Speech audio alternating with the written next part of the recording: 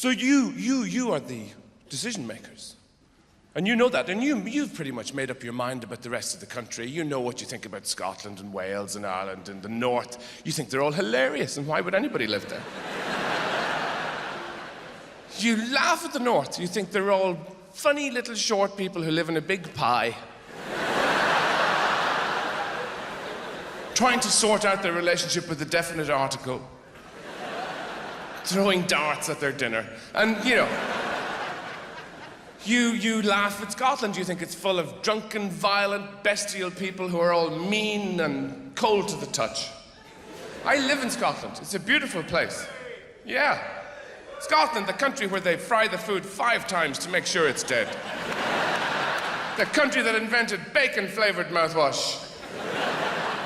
The country where everybody ends their stories with the same phrase. It doesn't matter if you're talking to somebody who's 15 or 85, they'll tell you the same story. Say, so what did you do on Saturday? Oh, it was really lovely. You know, we had a few friends around, we had some lunch, it was really great. We had a wee walk, we had a look at the loch and all that. You know, the mist came down, it was gorgeous. And then, a couple of wee glasses of wine, it was very nice. So, what happened then? Oh, I don't know, I was at that. And then, you long ago decided what you think of the Welsh. English people are always laughing at the noble Welsh people. Beautiful people. But you have decided they're all maudlin, inbred trolls, liable to burst into song at any time because they're so short-legged and smelly. That's what you think, isn't it? The Irish you long ago dismissed as fearful, drunken, unpunctual, unreliable, and very charming. Charming in the sense of being incapable of running a chip van. Because Ireland got messed up. You know, we're not cool-headed people like you. Ireland got messed up. Fucked, really, by money. Because people couldn't cope with it. They never had money. People made soup and salad and risotto out of stones for hundreds of years. Imagine you're doing that for hundreds of years and then one day the menu changes and it goes stones, stones, stones, cocaine. That's what you're having. So people lost it. They were on the street going, I'll buy you a jacket if you buy my trousers. Now they have nothing. The thing is, English people are very bigoted, though, I find. I say that as a neutral Irish person. You know, Ireland wasn't involved in the war at all. Ireland's reaction in the war was to go, what? There's a what on? Sorry, what? I'm not dressed. What is it? What? You want a what? You need to... what? What is it? A war? Oh, it's all over. Is it? Oh, we'll get... Yeah, what do you want? And not very useful. But English people are quite prejudiced, I think. Because I've noticed this recently, because I have lots of English friends who are very dear to me, and I realized recently, when you're talking to an English person and you're from elsewhere, they share with you. They do a lovely thing when they're talking to you. They impersonate you as they're talking to you. Somebody says to me, do you want another drink then? You know, in that English voice that suggests they're just about to die at any moment. Do you want another drink? I would. I'd love another drink. That'd be great. That'd be grand. Thank you. They do you. They go, I would, yeah, that'd be great. That'd be great. That'd be lovely. What the fuck are you doing? Laughing, it's just funny because you're Irish and that, you know. Because that's still how Irish people are seen, as twinkly-eyed fuckers with a pig under their arm, high-stepping it around the world, going, I'll paint your house now, but watch out, I might steal the ladder. Ho, ho, ho, ho. Which is only half true.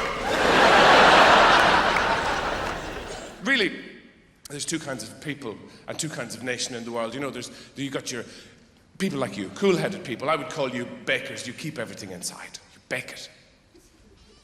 And then the shakers, Arabs, Mediterranean people, Irish people. People who have to get things out. You know, you keep it in. Look at how quickly the revolution happened in the Arab nations. Overnight, torch paper was lit. It all went off. How long would it take for a revolution to happen in this country? How many times would you have to be fucked sideways by the banks for that to happen? 10,000 years of people wandering around, rattling their newspapers going, I mean, really? Another 40,000 years of people settling their teacups a little heavily, saying, I'm just, you know, I don't know. And then 100,000 years before somebody stands up and says, this is actually getting on my wick. I don't know why I said Germany, but loads of people did go to Germany, actually, recently, for the World Cup. A lot of English people went over to make uninformed, prejudicial remarks about German people and Germany. Totally ignorant and bigoted. know nothing about it, but they feel free to insult it. Because they're English, and they're bigoted. And because Germany is a toilet. A truly dreadful place. Nobody ever has any reason to go there. It is a totally dreadful place. And that's just the way it is, because if you're talking to, a modern... I went there. On the same weekend I went to Australia and California, and it's a... You see, the thing is, you're talking to a modern, nice, affable German person, and they're saying to you something like, well, it's a critical time now for Germany within Europe, also globally. Economically, we're pretty good, we have been better, but we're very vibrant in the theatre and arts and so on. All the time you listen to this, you're thinking, Hitler. There's a Hitler when you did the Hitler thing with Hitler. Hitler came out and Hitler. And the people look like pork. You can't get away from that. They do. They look like pork scratchings on a towel. And you can't eat the food because you would have to complain about it, and that would mean speaking German. It's a disgusting language. Nobody should ever speak it. Even Hitler was vegetarian. That's how bad the food is. And you couldn't speak German because it's a horrible sound. It sounds like typewriters eating tinfoil being kicked down the stairs. And somebody is talking to you in German, they're saying, and you think, what is happening to you from behind? How can we make it stop? Please go away. And then, where else? This is the new world, and the other part of the new world is America. People think that's got a lot of promise. Still, even though we're all a bit funny about Americans now, a bit, I think the reason that happened, all that bad feeling about America, is apart from everything that they've done. It's because American stupid people sound stupider than every other kind of stupid person. Some people are just thick, but you put up with them. But Americans are annoying when they're thick, because they say, well, if they're talking about one of those terrible incidents that happen every other day in America, they say, well, I was there, and the guy came in, and he had, like, a gun, and he was, like, shooting, and everybody else was totally dead. And you just... It sounds a little divorced from reality somehow. The questions that everybody asks now are the questions that everybody has always asked about each other. You still hear all this stuff, what do women want? As though it's really mysterious, as though it's a big deal. All a woman wants is what anybody wants. Friendship and companionship and respect and a certain amount of leadership with submission and a kind of cooperation at all times and a preemptive empathy and, general telepathy. It's no big deal, is it? And then when the same questions are asked of men, what is it that men want? You're always told that it's really very simple. It's something like lingerie. Now, historically, there hasn't been a big demand for male lingerie from women because there's a limited amount you can do with male genitalia. There's a limited amount you can do with anything that looks like it's hanging out of the side of a shark's mouth. And...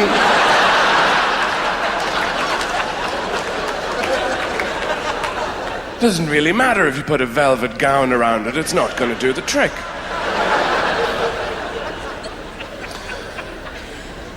We're told that this is what men want, lingerie, for women to look like cakes.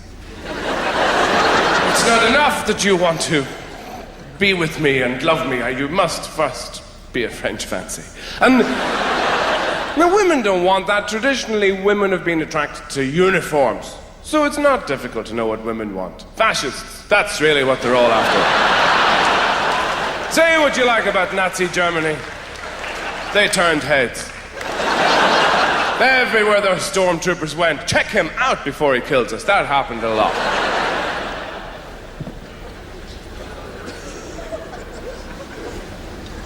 But sometimes I think it passes through the mind of heterosexual people that it might be easier to be gay. Because obviously, there's apparently less responsibilities outside yourself. That's how it would appear sometimes. And also, if you're straight and you're pissed off or stressed out, what do you do, really? You have an extra piece of cake or a couple of drinks you shouldn't really have. If you're gay, you can go to a toilet and fuck a stranger. Now that's That has got to work some of the kinks out, hasn't it? Afterwards, you must think, yeah, I can deal with my emails now. But because of that, then you get straight people disparaging gay relationships and saying, well, they can't be meaningful, you know, if you met in a latrine. But most heterosexual people in this country and around the world meet each other and get together with one another when they're totally, totally drunk. Smashed out of their minds, they could not spell their own face. And they go home with that person. You might spend months with that person, or a year, or you might have a family. This is what happens. This is how you meet. But you wouldn't buy a toaster when you're drunk. Because that's too important. It's got to be crispy in just the right way, hasn't it? I think that's why you see couples sitting with their new babies outside cafes and so on, drinking tea, looking at one another, looking to the pram, looking into the middle distance and back to one another, because they're thinking, oh, what the fuck happened? I just thought we were going to have a few drinks. Who's this guy?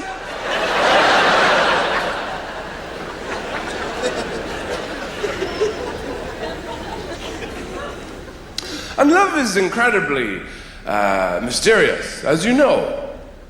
And it's still the thing that troubles most people for a lot of their lives until they work it out, and which you may do eventually. You hear the conversations in the restaurants, the lovers speaking to one another, and it never really changes. People compete with one another as they're telling each other that they love each other. I love you. I love you. Yeah, but I really love you. I mean, I love you. I love pencils you have sucked and thrown away 20 years ago. I love your eyebrows and your ancestry and everything about you. Just eat your food and let me love you. Don't speak. And they don't know, of course, at the time that dialogue is just from a very bad science fiction film written by nature. Really what they're saying to one another is, the race must continue. The race must continue. My vidudium is pointing at your threnungulator. The race must continue. And if they don't handle it properly, you see them 40 years later, the same people in the same restaurant, if you have the time. You go there and you see them and they communicate in a different way now, in middle age. In some cultures it's called silence. Unless I'm missing something and they're saying a lot with the fork hitting the plate. And if their eyes do meet this time, it's not intimacy, it's embarrassment.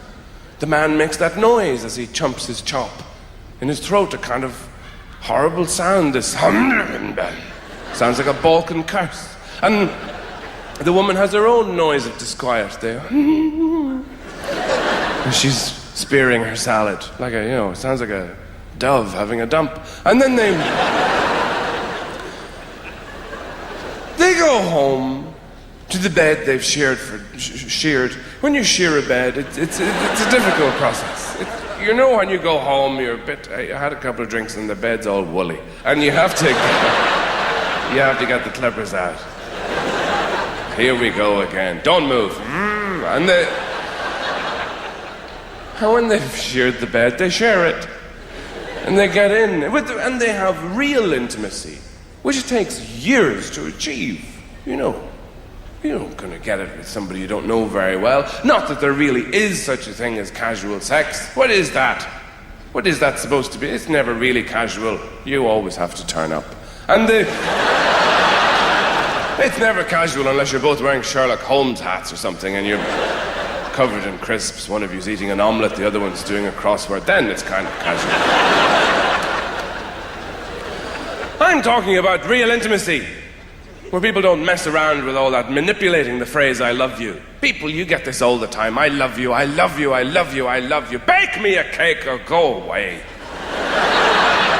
Children can master those 3 words. What do you want for breakfast, darling?